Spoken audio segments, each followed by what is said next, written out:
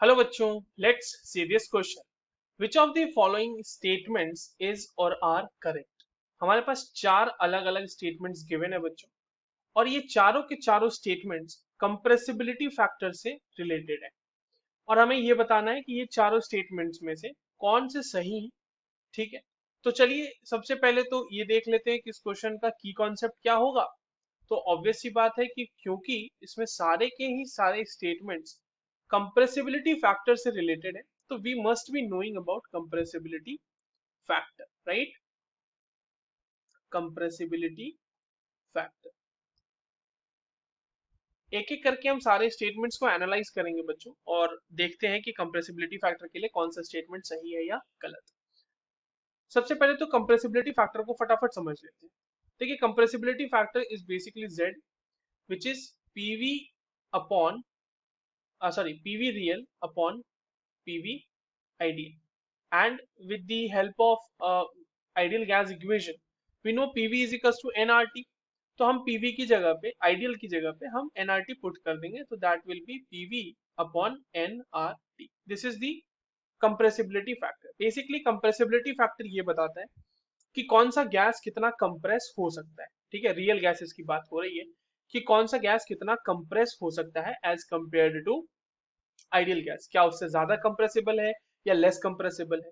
ठीक है, and that is why it has somewhat application in the liquefaction of gases also.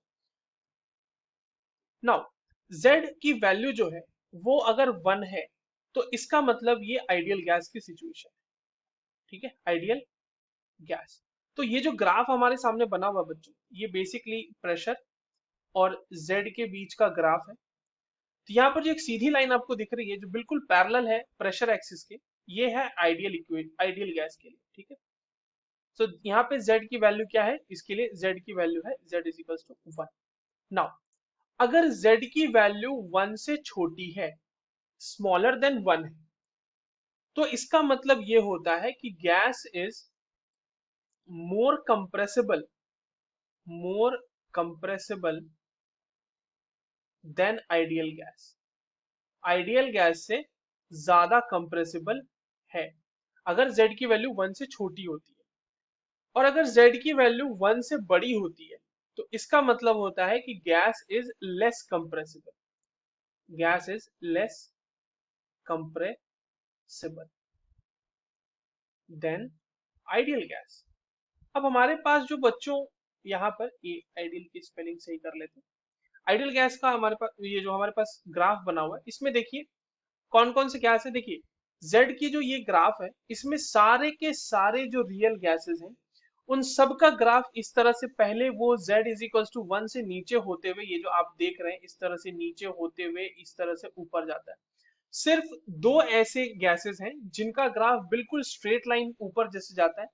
इसमें एक तो ये है आपका H2 के लिए, और एक इसके नीचे से जाता हुआ इस तरह से मिलेगा आपको, वो है हीलियम के लिए। ठीक है, बाकी जितने भी गैसेस हैं वो बिल्कुल ऐसे नीचे कर्व बनाएंगे, नीचे से होते हुए ऊपर जाएंगे।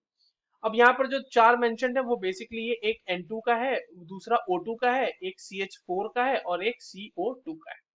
नाउ एक चीज आप देख रहे होंगे कि सारे के सारे real gas up to some extent वो z इज इक्वल टू 1 के नीचे रहते हैं, बट एक पॉइंट के बाद सारे ही z इज ग्रेटर देन 1 में चले जाते हैं, बिल्कुल उस वैल्यू को सरपास करते हुए। देखिए आप सब के सब ऊपर जा रहे हैं इस तरह से, राइट।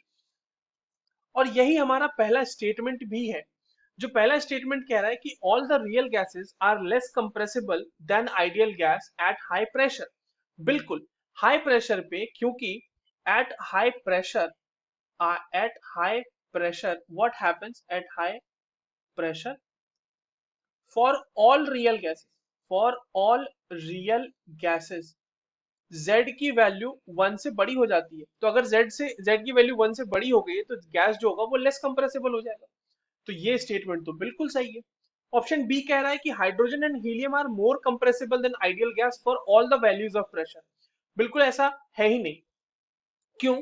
क्योंकि हाइड्रोजन और हीलियम तो वैसे गैसेस हैं जो all the time z is equal to 1 से बड़े हैं, उनका compressibility factor z is equal to 1 से ज्यादा है, तो वो ज्यादा कंप्रेसिबल नहीं, वो लेस कंप्रेसिबल होंगे।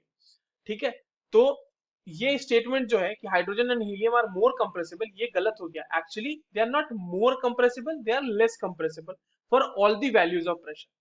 ऑप्शन सी कह रहा है कि except H2 and helium the compressibility factor Z, that is Pb upon nRT, is less than 1 for all gases at low pressure। देख लेते हैं कंप्रेसिबिलिटी फैक्टर जो है लो प्रेशर पे। अब देखो लो प्रेशर की हम बात कर रहे हैं, जब ये लो प्रेशर की बात कर रहे हैं, ये वाले रीजन की बात हो रही है, तो लो प्रेशर में तो हम देख पा रहे हैं लो प्रेशर वाले रीजन में कि Z की वैल्यू जो है वो तो कम ही है 1 से, ठीक है।